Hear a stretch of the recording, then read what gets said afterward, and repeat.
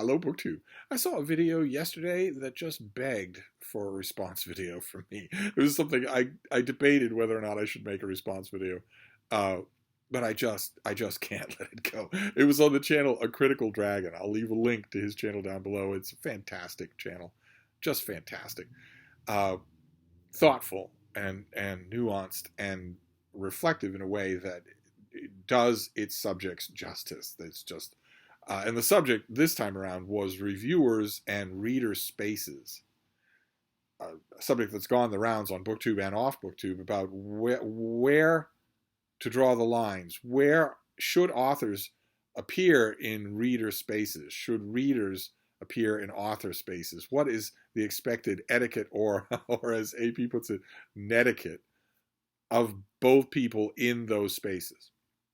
And reviewers was right there in the title, so I felt that I had to respond, since I am, for those of you who are new to my channel, I am a reviewer, and that in my case, I'm not just leaving reviews on sites like Amazon or Goodreads. I actually do it for a living, uh, and I have a lot of thoughts on the subject. My video will not be as long as the one on A Critical Dragon, and it won't be as nuanced. Not only because I'm not capable of that kind of deep thinking, but also because I'm not 100% sure this subject is all that nuanced. I want to start off with the most obvious observation, which is that there shouldn't be any such thing as a reviewer space or a writer space or a reader space. There shouldn't be any such thing as that. Saying that those kinds of spaces exist is first cousin to saying safe spaces, which actually comes up on A Critical Dragon's video. And I don't want to participate in the 21st century's infantilization of adults that is now rampant. It is just absolutely rampant, with things like safe spaces or trigger warnings or content warnings or own voices. All these ways that social media society in the 21st century has developed to infantilize adults. There's no such thing as a reader space or a reviewer space. Once you're out of the nursery, you're out in the real world. You shouldn't need cloistered spaces.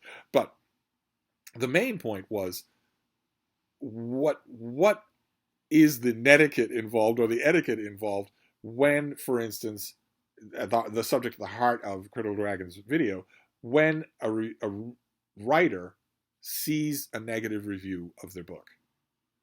What happens? What should happen? And here's where my own view on the subject is not nuanced, probably because it is the product of the old school world that existed before the internet. Before the internet, there was no way for someone who wasn't a critic to weigh in publicly on a book. that didn't happen. You could weigh in with your friends at a book club, but you couldn't make an opinion that had any chance of reaching the broader world, much less the ears of the author. Before the internet, you couldn't do that. And that's where a lot of my own attitudes were formed about this, because before the internet, I was doing that. When you become a critic, an actual reviewer, it's because back in the olden days, you were selling that work to an editor who would buy it, either with just a review copy of the book or with a tiny pittance of money, and then run it in a newspaper, which was distributed to far more people than you knew personally. Sometimes not that far. It was a very small newspaper. I ran a great number of reviews in very small newspapers whose circulation total probably wasn't that much greater than the number of people that I knew. But all the way to the other end of the spectrum, I've also had reviews run in venues that had, count their readership in the hundreds of thousands or more. And in those ye olden days, you eventually work your way up to the biggest venue that will have you, and you get a book to review from your editor, or you pitch a review to an editor, and the review goes out, and then you are fair game for a publisher. But only then. In the 21st century, with the internet, with social media sites like Goodreads or Amazon, that's no longer true. You don't need to do that work. You don't need to build up a trust with an editor or a track record or a clip file of any kind. You can write anything you want, responsive books of any kind, and authors are online all day long, so they will likely see it. So But even so, even in that morass of interconnectivity, there was, in the olden times, a clear rule about this sort of thing. And I want to posit in this video that that rule still applies, even though the internet has come along, even though social media has come along. And that rule was very simple. It was, if you have published a work, you do not respond in any way at all to the writer of a formal review of that work. Period. You don't respond to a formal review of your work personally. You just don't do it. Now, AP points out, and there are plenty of other people who pointed out, there are plenty of authors who have broken that rule, right? There are at least 3 of them who were punched at cocktail parties by Norman Mailer. And other authors have punched other reviewers or threatened to. But that is still the rule. Badly behaving exceptions don't disprove it. That is the rule. That has always been the rule. And that naturally raises the question, well, okay, respond personally, that I understand. Reaching out directly one-to-one, I'm the author and you're the critic. Reaching out one-to-one, okay, that's personal response. What's a formal review? It's another term that needs unpacking. I consider a formal review to be a public assessment of the strengths and weaknesses, the style and the voice of a book. Notice what's not there. You're not assessing the author. You're not including yourself. It's not, you're publicly, clinically assessing even the subjective elements, the style and the voice of the book. You're still taking a 30,000-foot view and reviewing it that way for public consumption. That's a formal review. And you can see right away all the things in the 21st century that disqualifies. People who have a very personal book blog, for instance, where they're talking about their cats and their relatives, and every other entry is about their misadventures in baking or whatever. And occasionally they talk about a book and say, well, this really, I don't know, really didn't work for me. And I asked my grandmother, and you all know her because she comes up often on this blog, and we had a good long talk about it. And she agreed that it wasn't her cup of tea. But boy, oh boy, the talk reminded me of how much I love spending time with her. Okay, all right, great. I have read blogs like that. That is wonderful to read, but that is not a formal review. Obviously, that is not a formal review. That is a book coming up in discussion. There's plenty of stuff like that that obviously doesn't qualify for what I'm talking about. I also want to point out here a little bit touchier, especially since we're dealing with sites like Goodreads and Amazon, that it isn't a formal review if you have a business relationship with the publisher or the author. Okay, if you have a business relationship with the publisher or the author, then you are not offering a dispassionate public assessment of any element of the book. Or at least if you claim that you are, only a fool would believe you. And having a business relationship with the publisher or the author of the book, well, if that doesn't count as a formal review, then that rules out all the people who are, I wrote this review in exchange, an honest review in exchange for a review copy of the book. That is a business relationship with the publisher.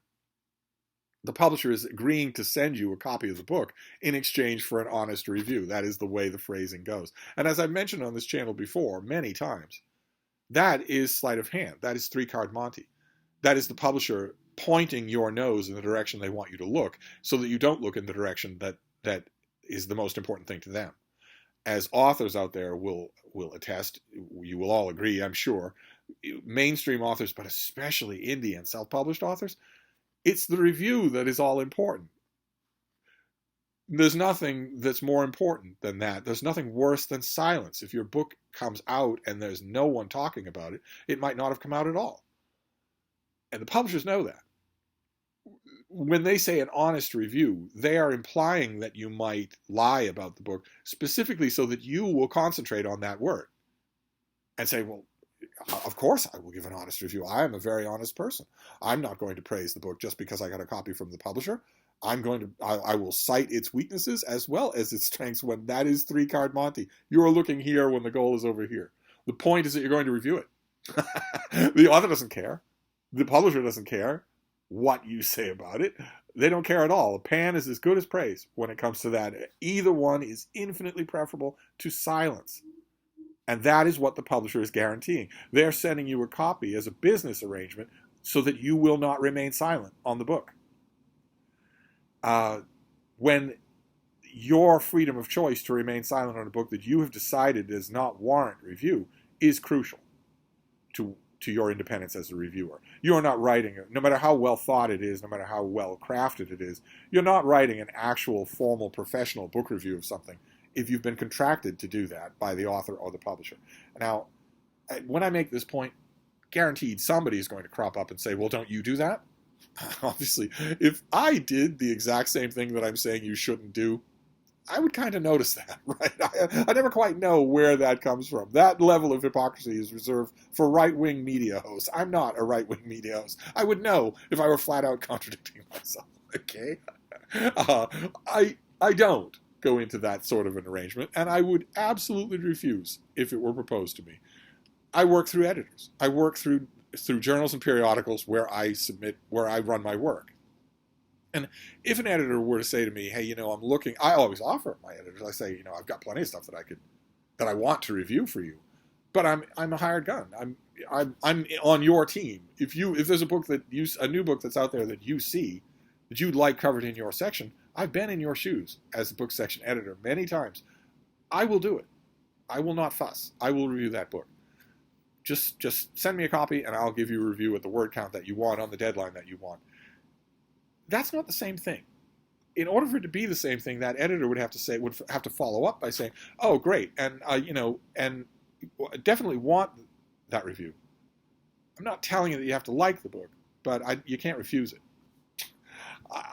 I reserve the right with my editors to say this book is not reviewable, or it's not reviewable on the terms you want. I would have to rip it to shreds. It's terrible.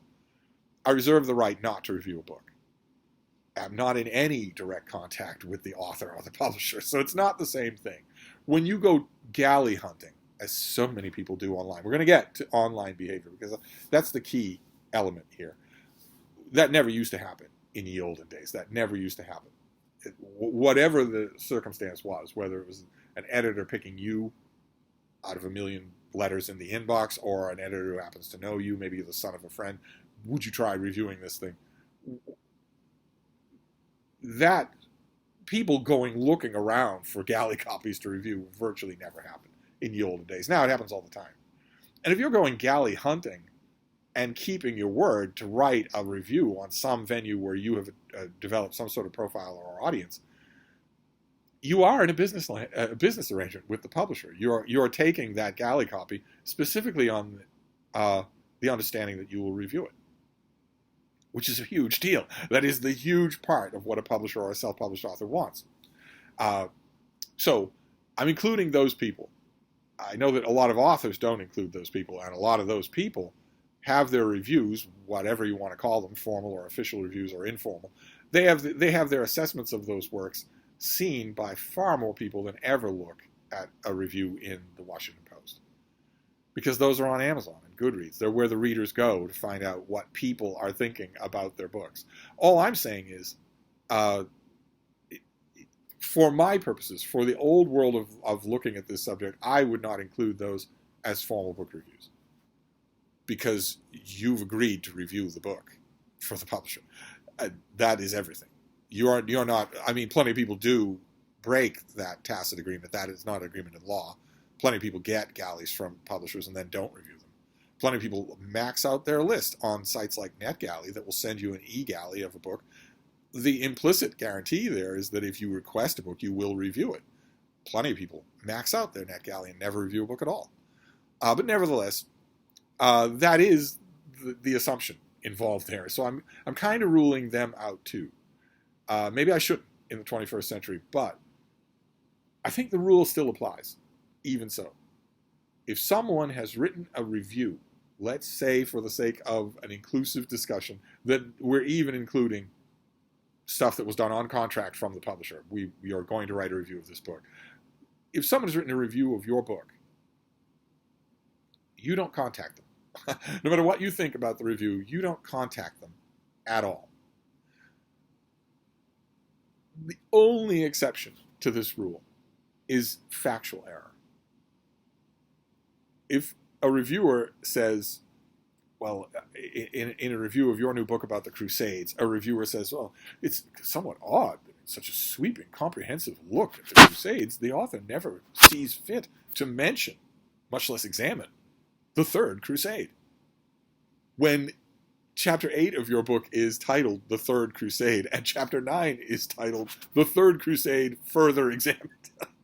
So the reviewer is simply lying about the book, whether they got that far, whether they've forgotten it, or whether they have an axe to grind against you. They are making a factual error about your book. Happens with fiction too, where a reviewer says, the dialogue is fairly good throughout this book, but I was a little bit baffled by the fact that Aunt Lulu's fate is never resolved. When chapter 25 of your book suspiciously passed the point in the galley copy where the reviewer was turning down pages. Did they get that far?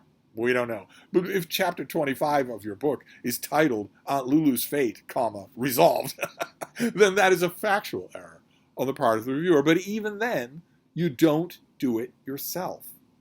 If you're a mainstream published author, you get your author to contact that reviewer's editor so that the journal can issue a correction. Maybe if it's a really egregious case, maybe the editor in question goes to the reviewer and says, look, you've made us all look bad. This is terrible. I'm not going to issue a correction here at the bottom of the letters column. I want you to write a letter apologizing, and I'll run that letter. If your book is mainstream published, then you get your publisher to go to the editor of that journal and do that. You don't do it yourself. You absolutely don't do it yourself. And you especially don't contact that author personally. You don't do it yourself. But even if you're an indie publisher and you don't have the superstructure of a mainstream publisher, find somebody to do it for you.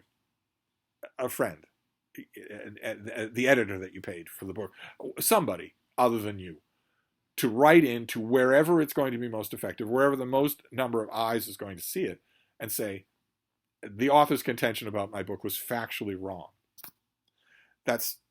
That rule, I believe, should still apply.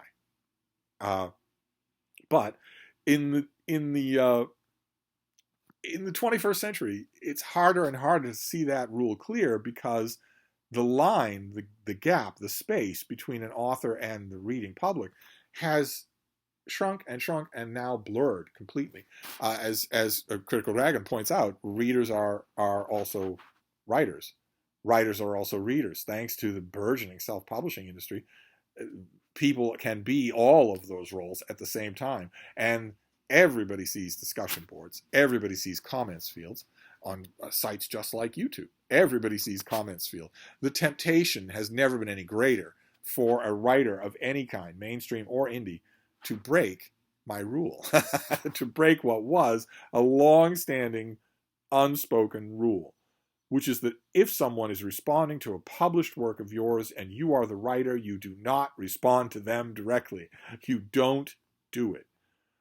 I've heard rationale that the work should speak for itself, and I've heard authors, including in this room over wine and calzones, bellyache about how, well, yeah, the word should speak for itself, but this person has 20,000 people in circulation.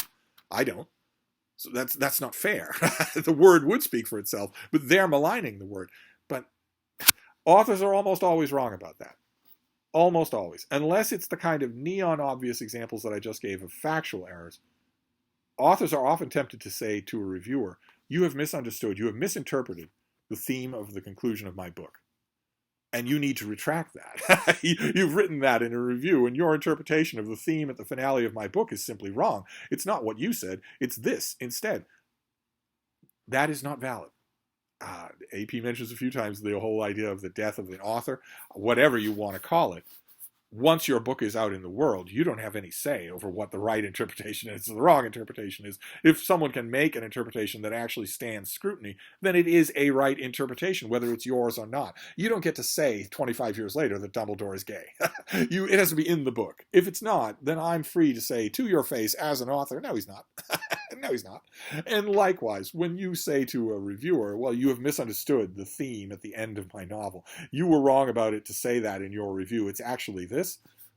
The only correct response to the author is, says who?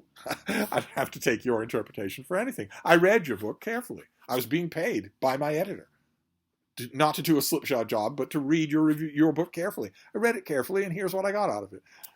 In my own case, well, I almost never get that kind of response from authors anymore, because I've been doing this a long time. But when I do, I always say to the author, well, I've written about more books like this than you have. I've read 100 times, 1,000 times more books like this than you have. I don't care what was going through your pretty little head when you wrote the conclusion to your book. Here's what I saw. And my readers expect me to tell them what I saw in a book that I can back up, that I can substantiate. So, but authors still complain about that. But my point is that now that we have social media and it is everywhere, they're more and more tempted to break that rule. They're more and more tempted to act poorly with the slightest provocation. Usually it's the slightest provocation. I want to stress here, just as a side note, something that I'm sure you all already know, but I want to stress it because it bears repeating. I'm sure that you have read interviews in your life from authors who say they never read reviews. There are snippets of such comments from authors going back 400 years. That comment from an author is always, and I mean 100% of the time, a lie. That is always a lie. I guess they teach it to you in author school, but it is always a lie. That is absolutely never true. Not only do authors read reviews, but they obsessively read every review. No matter how small, no matter where it occurs. I bet that they even obsessively encounter that informal blog where the bloggers talking about just chatting about the apples and recipes and health and also this book, among many other things, with their beloved grandmother. I guarantee you they see those too. But reviews? Oh my. They might not be aware of every venue in the world, but if you put your review in a venue where everybody goes, like Amazon's or Goodreads, they will see it.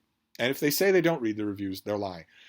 And because those reviews are so ubiquitous now, because they're just everywhere, and because everybody's online all the time, especially writers who say they don't have enough time to write, the temptation is there to blur that line. The temptation is there to ignore the rule, which is don't do it. Not for any reason. Don't do it. Factual mistakes are a reason to raise a ruckus, but not for you to contact the writer of the review directly. The writer of the review should never hear from you as an author directly. Not about their book. If you're both part of a discussion group about why, Patrick Rothfuss isn't writing his next book, fine. But not about your book. Everybody's free to leave a judgment on your book. There's no right and wrong judgment. You're not sitting there saying, well, that's the right way to read my book. That's the wrong way to read my book. Even if it's a matter of fact, you use an intermediary. You never approach the author directly, and there's a reason for that. But that line, that rule has been blurred, and when we're talking about that rule being blurred, the ultimate cautionary tale here is an author named Kathleen Hale. Some of you will know the story.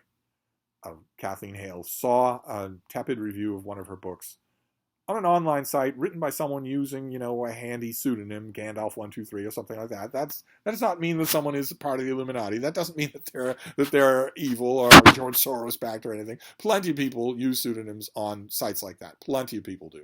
Plenty of people aren't comfortable using their real name on a place as vast as Goodreads or Amazon. Kathleen Hale saw a tepid review of one of her books and lost control of herself, allowed herself to lose control of herself, genuinely, intentionally lost control of herself, used subterfuge and lying on chat boards and message boards and on Facebook to find out the name of the person who left that review, used subterfuge and deception to find out where that person worked, called that person at work several times, then used money to buy a plane ticket, used subterfuge to find out the street address of the person who left that tepid review on one of her books, flew to the state, drove to the house, and walked up to the doorway and left on the doorway one of those self-help books on how to make friends. As a kind of an arch commentary on how, it wasn't really nice of you. You'd have more friends if you didn't leave tepid reviews of people's books. I'm sure that was the justification for leaving that book, that kind of a book, on the doorstep.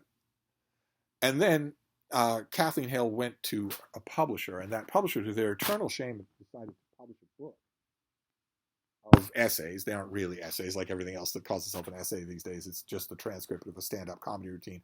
But one of those essays was about doing that. It was Kathleen Hale writing about doing that. And the book was called Kathleen Hale is a Crazy Stalker. It's pilloried on Amazon and Goodreads. People recognize how awful, how odious it is. But nevertheless, it's there.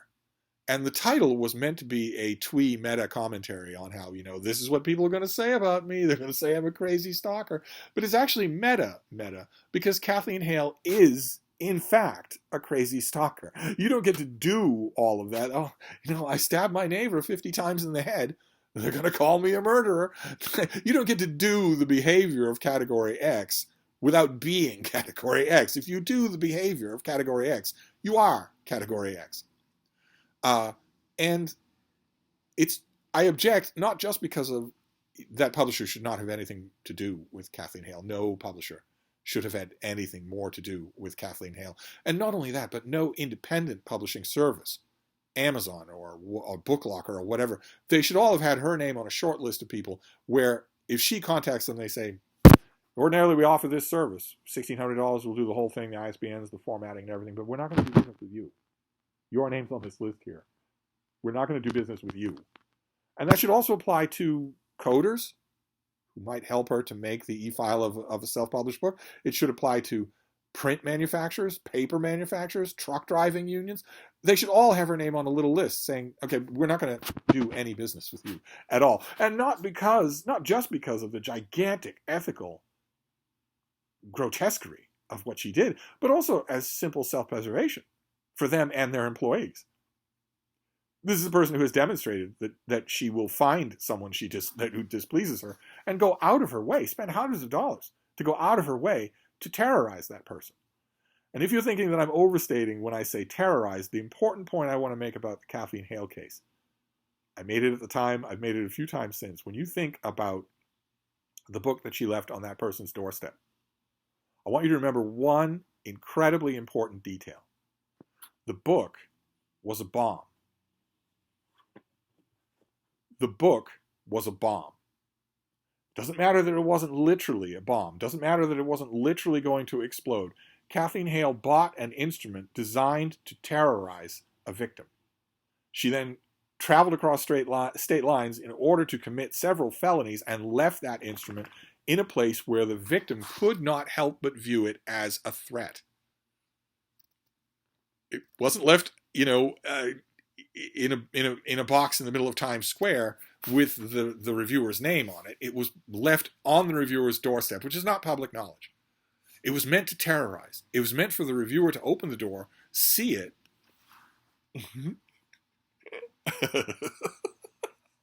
Sorry to interrupt the serious conversation for Frieda yoga. It was meant for the reviewer to open the door, see that, and immediately think all the things that you would think if you saw that. Oh my God, I'm terrified. This person was right here where I live. And this is clearly a threat. I can find you. Don't do it again. Terrorism, in other words. Incredibly important to remember in the Kathleen Hale case, the book was a bomb. The minute you start to say, well, it wasn't a bomb, though, it was just a book, it wasn't anything else, you have entered the exact slippery slope that creatures like Kathleen Hale want you to enter. It helps them. It doesn't help anybody else. It doesn't help you. If, God forbid, she takes a dislike to you. It doesn't help. We don't know. We have no idea. I don't have any idea when the thought in her brain changed from an actual ticking bomb to a book with a snarky message. She will claim that thought was never in her head. Well, I'm not a Vulcan. I'm not a telepath. I don't know that. And she has no benefit of the doubt. If you're willing to travel across state lines, go all the way out of your way, lie your face off in order to track down this one person for a non-existent offense, then you are crazy. And a crazy people leave bombs. So you don't have any grounds to defend yourself. That is the ultimate cautionary tale. I'm pretty sure that everyone saw that at the time, except for her publisher, that decided to publish a book called Kathleen Hale is a Crazy Stalker. thereby giving tacit encouragement to every new author out there who's desperate for a book deal. Well, nothing happened to her. She got a book deal. Granted, she laid out the money to find this person, but then she got a book deal out of it, and I really, really want a book deal. I mean, if they're judging by any of her behavior since then, she doesn't regret what she did at all. She got a book deal out of it. Who knows if there are authors out there thinking, well, she did it and there were no negative repercussions. She got a book deal out of it. So maybe I should do it. Maybe I should be even more provocative. Maybe instead of a book, I should leave a plastic toy bomb. It's not really going to explode, but it'd be even better as a story, huh? And maybe I could get a book deal and the title could be So-and-so is a really crazy stalker. It was extremely irresponsible on the part of any publisher to publish an account of that, of what is morally and ethically, if not legally, certainly a crime. And that makes Kathleen Hale the ultimate cautionary tale when it comes to the subject of reviewers and reader spaces. Because she violated every norm of civilized society in order to do what she did, in order to terrorize someone who had left a review of one of her books. And the impression I get from the Critical Dragon video is that a lot of that comes from an online-only world that I admit I probably don't know as well as he does, or as well as some of you do. Several times he says in his video that there's a lot more of this sort of thing that goes on, of authors intentionally bullying reviewers, of authors sicking their fans on viewers, of authors' fans attacking reviewers even when the author specifically says don't do that, and also of fans being bullying and being horrible. I've heard distant echoes of the fan part on the infamous YA circles of Goodreads, which is a snake pit. Legendarily a snake pit, worse even than 8chan or Reddit, just the worst place in the world. The YA fans who are congregate and mass flag and bully on Goodreads. I don't have any first-hand experience of that. But the point that I want to make here, the point that I want to finish on, this has gone way too long. The point that I want to finish on is that cautionary tales like Kathleen Hale, horrible behavior by the YA crowd notwithstanding, the rule is still, in my opinion, valid. Once your work is out in the world, if someone formally reviews it and you don't like what they say, keep your mouth shut. Don't respond. If they make a factual error, you can get a third party to correct that factual error. But if they didn't like your book, if they think it's unconvincing or poorly done, derivative or whatever, don't respond. That's very simple, isn't it? That solves this whole problem. That doesn't bar writers from so-called reader spaces or reviewer spaces. That doesn't bar anybody from anything. It just means there's one subject you will not talk about with one person. That's not all that much of a restriction. That's not banning authors and making them troglodytes living under bridges. That's saying if a person formally reviewed a work of yours, you don't talk about their review with them. Unless they absolutely invite you to, you don't do it. So you don't go and find them. You don't go to a review of theirs, whether it's on a site that I don't consider to be completely formal, like Goodreads or Amazon or NetGalley. You don't go to where they are and say, no, that's all wrong. No, this is such a crappy review. Why would you attack me in this way? It's not the ethics involved. The reason you don't do that is because it invariably makes you look terrible. There is not a single case where that is not true. It's the surest way you can adopt to make yourself look terrible as an author. That's the ultimate overriding reason. Leaving aside professionalism or ethics, the overriding reason is that there's never been a single case where it makes the author look good. It will make you look terrible to do. And in the 21st century, you can guarantee it won't be a kept secret. The person you do it to will brood it from the rooftops, and they should. It's the way it makes an author look so indelibly terrible that is the origin of that rule in the first place, well over a century ago. So, I'm hoping that brings a little clarity and a little unnuanced simplicity to this subject. Don't do it. Simply don't do it. There is never a justification. Never. If a person slanders you, if they're allegedly writing a review and they say, well, what can you expect from such a falling down alcoholic? Take them to court. But don't respond. Even then, you have a third party. You have a lawyer. But don't respond. even in a circumstance like that, it will make you look terrible, right? You all know how human psychology works. If somebody were to do that, first of all, in a mainstream venue, a professional venue, I would like to think no editor would be so asleep at the wheel that they let that get passed onto the page. The editor should certainly be fired the next morning if it did happen. But if it does happen, if you're an author and you sue that person, so say Lillian Hellman and Mary McCarthy, the famous example. Lillian Hellman did not go on to the same talk show the next week and say, well, in point of fact, it isn't true that everything I say is a lie. She knew perfectly well how horrible that would make her look. Instead, she sued. Because in the circumstance where a reviewer, let's say a reviewer, just uncorks some slander right there in the middle of a review, if you were to write a response, a comment, a letter for publication to that venue and say, I am not a drunk, that would still make you look terrible. Everyone would be laughing at you, not at the person who slandered you. So even there, don't do it. Just don't do it. There is no way to do it. As a writer who has put work out into the world, usually for sale, for money, you are already asking something. You are already on the wrong foot to assume an aggrieved posture. You're already asking a lot. You're asking money, attention, and time. So keep your mouth shut. That's the easy way to do it. That is the simple rule here. I thought I would weigh in as a reviewer. I thought I would weigh in on the subject. Of course, I want to know what all of you think as well. I'll leave a link to Critical Dragon's review, his video on the subject. As always, when he sits his mental teeth into something, it's really, really well done. Where do you stand on the subject? Are you maybe in the opposite opinion? Do you think that that ubiquity of cross commentary that I talked about in the 21st century, maybe you're thinking that does change things, fundamentally changes things. Maybe that you're saying that fundamentally changes the relationship between the author and the reviewer, or even the responder, the blogger. That the blogger knows that interchangeability exists, same as the author does, so they have to expect it. I would say no, but you might say otherwise. I'd love to know also if any of you have ever had this happen to you. Some of you might be fairly prolific reviewers on Amazon or Goodreads especially. Have you ever had an author reach out to you? And if so, how did they behave? I want all the dirt, but I also want to know what you think about this subject. You now know where I stand. I've made this point before on this channel. There is no circumstance in which an author can do that that's any good, that's justified in any way. There are a couple of circumstances in which they can motivate a third party to say something about a review. Usually, take it in silence. Just take it in silence. And if your silence could also include, from here on out, you avoiding telling the woolly old lie that you don't read your reviews, that would be great. If your silence could include you not saying that, that would be great.